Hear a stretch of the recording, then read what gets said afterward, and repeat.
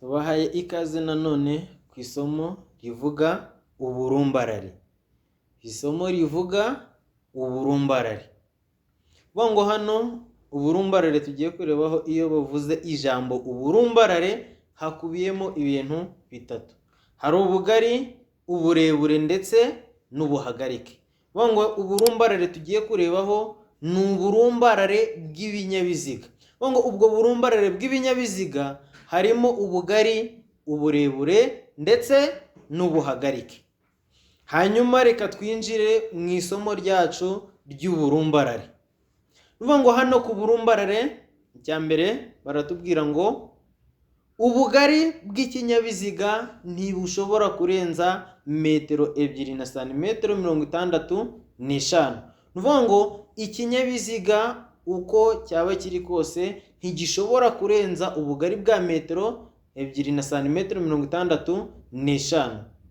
Ariko hano baratubwira ngo ubwo bugari bushobora kugera kuri metero 3 ku mashini zihinga ndetse n'ibindi bikoresho bikoreshwa n'abafatanya imirimo, ariko bikaba bitarenza umuvuduko wa kilometero 20 mu isaha.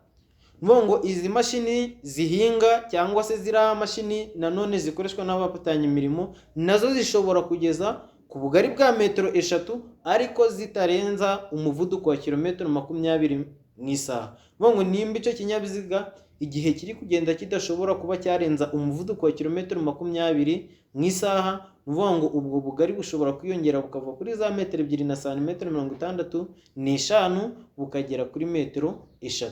Ariko nta bindi binyabiziga bishobora kurenza ubugari bwa metero 2 na santimetero 65. Hanyuma hano ikindi barongera baratubwira ngo ubugari bwa rumoroki ikuruwe n'igare cyangwa velomoteri ntiburenza santimetero 75. Ngo rumoroki ngo ziri amoko abiri. Hari rumoroki ntoya. Rumoroki ntoya ni rumoroki itarenza kilograma 750 cyangwa se ibiro 750. Hanyuma hakabaho na rumoroki nini. Rumoroki nini ni rumoroki irenza kilograma 750 cyangwa se irenza ibiro 750.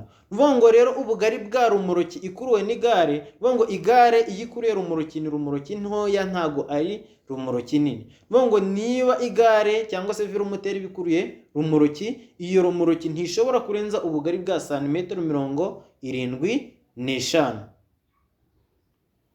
Hanyuma ikindi barongera baratubwira ngo ubugari bwa rumoroki ikuruwe n'ipikipiki idafite akanyabiziga ko ku ruhande ntiburenza metero 1 na santimetero 25. Ngo rumoroki nanone ishobora gukururwa n'ipikipiki idafite akanyabiziga ku ruhande. Ipikipiki idafite akanyabiziga ku ruhande ni aya mapikipiki asanzwe yagenewe kugendwaho n'abantu, atwara abantu. Ngo aya niyo mapikipiki adafite akanyabiziga ko ku ruhande. Ngo amapikipiki adafite akanyabiziga ko ku ruhande, ngo iyo akuriye rumoroki, iyo rumoroki ntishobora kuba yarenza metero 1 na santimetero 25. Ni ukuvuga ngo hano iyi pikipiki, ngo iyo ikuriye rumoroki, iyo rumoroki bikuriye ni rumoroki ntoya, ntago aba ari rumoroki nini iba ikuruye. Ngo rumoroki ntoya twabonye ko ari rumoroki itarenza ibiro 750. Ngo ikuruwe n'ipikipiki ishobora kuba wenda ifite cyangwa se ipakiye nk'ibiro 50 cyangwa se 100 bitewe n'ukuntu iyo rumoroki ingana cyangwa se bitewe n'ubushobozi bw'ikinyabiziga kigiye kuyikurura. Ariko niba ikuruwe n'ipikipiki idafite akanyabiziga ku ruhande, iyo rumoroki ntishobora kurenza ubugari bwa metero 1 na santimetero 25. Urumva yuko iyo rumoroki aba ari ntoya cyane, n'ibiro ibitwaye biba ari bikeya cyane. Hanyuma tugiye kureba ikindi kivuga ngo uburebure bw'ibinyabiziga. Ngo ku burebure bw'ibinyabiziga hari ibinyabiziga bitarenza metero 7. Ngo ibinyabiziga bitarenza metero 7 cya mbere ni ibinyabiziga bifite umutambiko umwe uhuza imipira. Nuvuga ngo ibinyabiziga bifite umutambiko umwe uhuza imipira, iyo tugiye kubara imitambiko ku kinyabiziga tubara imitambiko duhereye ku mapine ya kabiri y'ikinyabiziga. Nuvuga ngo ari amapine ya kabiri hari agisi ya mbere ibanza imbere ku kinyabiziga ihuje amapine abiri. Iyo ngiyo ntituyibara iyo tugiye kubara imitambiko y'ikinyabiziga. Hanyuma ni ukuvuga ngo iyo tuvuye kuri agisi ya mbere ihuza amapine abiri ku kinyabiziga imbere, duhita dukurikiraho nanone tukabona agisi nanone ihuza amapine abiri. Nuvuga ngo aho niho duhera tubara imitambiko y'ikinyabiziga. Nuvuga ngo ikinyabiziga gifite umutambiko umwe uhuza imipira ni cya kinyabiziga uzasanga gifite agisi imwe ihuza amapine abiri. Icyo kinyabiziga nicyo cyangwa se nibyo binyabiziga twita ibinyabiziga bifite umutambiko umwe uhuza imipira cyangwa se amapine. Nuvuga ngo ni amagambo abiri atavugwa kimwe ariko asobanura kimwe. Nuvuga ngo rero ibinyabiziga bifite umutambiko umwe uhuza imipira, nuvuga ngo ntibishobora kurenza uburebure bwa metero 7. Hanyuma y'ibi binyabiziga bifite umutambiko umwe uhuza imipira, nanone harongera hakazamo nanone ibinyabiziga bifite imitambiko ibiri ikurikiranye hadashizwemo ikiyihuza. Nuvuga ngo ibinyabiziga bifite imitambiko ibiri ikurikiranye, nuvuga ngo ni bya binyabiziga uzasanga twabonye uburyo ibinyabiziga bigenda bigira imitambiko. Nuvuga ngo twabonye ko iyo ugiye kubara imitambiko ira agisi ya mbere yo ku kinyabiziga imbere ihuje amapine abiri, iriya turayihorera, hanyuma tukabara duhereye inyuma. Nuvuga ngo niba ikinyabiziga gifite imitambiko ibiri nuvuga ngo ikurikiranye, ni cya kinyabiziga uzasanga gifite agisi ihuza amapine abiri cyangwa se imipira ibiri. Hanyuma ugasanga ku iyo agisi inyuma yaho nanone hariho indi agisi nanone ihuje amapine abiri. Urugero rw'ibyo binyabiziga hari nka za ekitorosi, nuvuga ngo zira ni urugero rw'imodoka zifite imitambiko ibiri ikurikiranye. Nuvuga ngo biriya binyabiziga nuvuga ngo ntibirenza uburebure bwa metero 7. Ibinyabiziga bifite imitambiko ibiri ihuza imipira, nuvuga ngo ntibishobora kurenza uburebure bwa metero 7. Hanyuma y'ibinyabiziga bitarenza uburebure bwa metero 7 harongera hakaza nanone ibinyabiziga bitarenza uburebure bwa metero 11. Ibinyabiziga bitarenza uburebure bwa metero 11 ni ibinyabiziga bifite imitambiko ibiri cyangwa irenga, byaba bikuruwe n'inyamaswa cyangwa se bikuruwe n'ikindi kinyabiziga. Nuvuga ngo ibyo binyabiziga bitarenze uburebure bwa metero 11 ni bya binyabiziga, nuvuga ngo icyo kinyabiziga gishobora kuba gifite imitambiko ibiri cyangwa se irenzeho, ishobora kuba imitambiko 3 cyangwa se 4 cyangwa 5 bitewe n'ubwoko bw'icyo kinyabiziga. Cyaba gikuruwe n'inyamaswa, gishobora kuba gikuruwe n'inyamaswa, urugero nk'indogobe cyangwa se ifarashi, cyangwa se kikaba ari ikinyabiziga gikuruwe n'ikindi kinyabiziga. Nuvuga ngo icyo gihe ntigishobora kurenza icyo kinyabiziga metero 11. Hanyuma tukiri ahangaha barongera baratubwira ngo uburebure bw'ibinyabiziga bikururana, icya mbere kikaba gikuruwe n'inyamaswa, ntiburenza metero 18. Nuvuga ngo ibinyabiziga bikururana iyo icya mbere gikuruwe n'inyamaswa, nuvuga ngo ibinyabiziga bikururana ni bya binyabiziga bikomatanye biba bigenda nkaho ari ikinyabiziga kimwe. Nuvuga ngo ikinyabiziga cya mbere kiba ari ikinyabiziga, hanyuma igikuruwe ari rumoroki. Nuvuga ngo kuri ibi binyabiziga bikururana iyo cya kinyabiziga cya mbere gikuruwe n'inyamaswa, nuvuga ngo icyo gihe ntibishobora kurenza uburebure bwa metero 18. Hanyuma ikindi barongera baratubwira ngo uburebure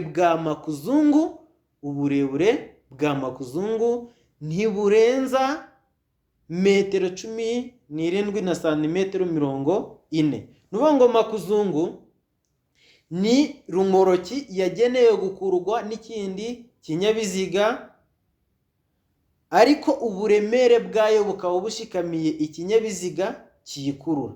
Nuvuga ngo rero ira makuzungu iba yaragenewe gukururwa n'ikindi kinyabiziga, nuvuga ngo ntishobora kurenza uburebure bwa metero 17 na santimetero 40. Nuvuga ngo nibwo burebure bwa makuzungu idashobora kurenza.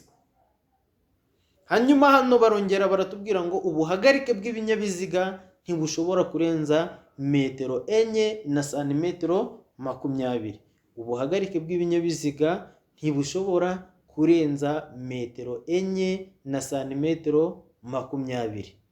Nuvuga ngo ikinyabiziga uko cyaba kimeze kose cyangwa se uko cyaba giteye kose ntigishobora kurenza ubuhagarike bwa metero 4 na santimetero 20. Hanyuma nanone tugiye kureba ikindi kivuga ngo igice kirenga ku kinyabiziga. Igice kirenga ku kinyabiziga. Nuvuga ngo hano ku gice kirenga ku kinyabiziga tugiye kureba igice kirenga ku ruhande rw'imbere rw'ikinyabiziga. Nuvuga ngo igice kirenga ku ruhande rw'imbere rw'ikinyabiziga ntigishobora kurenza metero 2 na santimetero 70.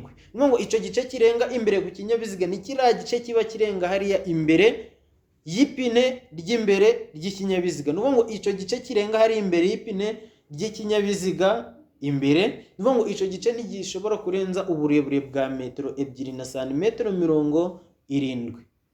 Hanyuma ku kinyabiziga igice kirenga inyuma, nuvuga ngo ni cya gice kirenga hariya inyuma y'ipine ry'inyuma, nuvuga ngo ntigishobora kugira uburebure burenze metero 3 na santimetero 50. Igice kirenga inyuma y'ikinyabiziga ntigishobora kurenza ibipimo bya metero 3 na santimetero 50. Hanyuma tukiri ahangaha nanone barongera baratubwira ngo ibinyabiziga ntigishobora kugira ibintu bigenda byizunguza birenga ku mpande z'ikinyabiziga cyangwa se bigenda bikururuka mu mihanda nk'insinga cyangwa se iminyururu, bigenda bikururuka mu nzira nyabagendwa, ngo ariko ibi ngibi ntibikurikizwa cyangwa se ntibireba ibinyabiziga bihinga cyangwa se ibindi binyabiziga bidashobora gufatwa n'inkongi. Ni ukuvuga ngo ikinyabiziga kigenda mu nzira nyabagendwa gifite ibintu byizunguza bigenda birenga ku mpande z'ikinyabiziga cyangwa se ari iminyururu igenda ikururuka mu nzira nyabagendwa, ngo icyo kinyabiziga kibujijwe kuba cyagenda mu nzira nyabagendwa hari ibyo bintu byizunguza birenga ku mpande z'ikinyabiziga cyangwa se iyo minyururu igenda ikururuka hasi mu muhanda, ngo ariko ibi ngibi ntibikurikizwa ku binyabiziga bihinga ndetse n'ibinyabiziga bifite ibintu bidashobora gufatwa n'inkongi. Ni ukuvuga ngo ibinyabiziga bihinga byo bishobora kuba cyangwa se bishobora kugenda mu nzira nyabagendwa bifite ibintu byizunguza birenga ku mpande z'ikinyabiziga cyangwa se bifite iminyururu igenda ikururuka hasi mu muhanda, cyangwa se ibindi binyabiziga bidashobora gufatwa n'inkongi, ngo icyo kinyabiziga bitewe n'uburyo gikozwe gishobora kuba cyashigwaho iminyururu igenda ikururuka mu nzira nyabagendwa, ariko icyo kinyabiziga kikaba kidashobora gufatwa n'inkongi, ngo icyo gihe cyo cyemerewe kugenda mu nzira nyabagendwa gifite ibyo bintu byizunguza birenga ku mpande z'ikinyabiziga cyangwa se iyo minyururu igenda ikururuka hasi mu muhanda. Naho ku bindi binyabiziga atari ibi binyabiziga harimo ibi bihinga n'ibi ngibi bifite ibintu bidashobora gufatwa n'inkongi, bimubujijwe kugenda mu nzira nyabagendwa bifite ibintu byizunguza birenga ku mpande z'ikinyabiziga cyangwa se bifite iminyururu igenda ikururuka hasi mu muhanda.